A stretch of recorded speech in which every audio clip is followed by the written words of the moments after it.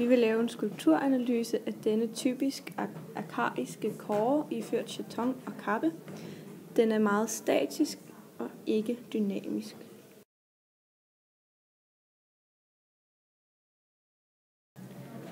Denne typisk arkaiske figur har de egyptisk inspirerede perlelokker, som karakteriserer denne tid.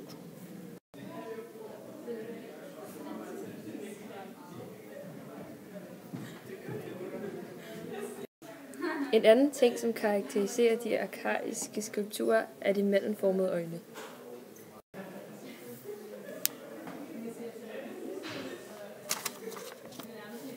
Og så har vi også det arkaiske smil, som kendetegner den arkaiske tidsperiode.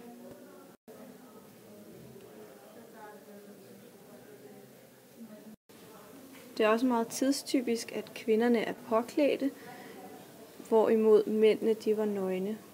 Det var først senere, at kvinderne de smed tøjet. Det kaldes en kåre.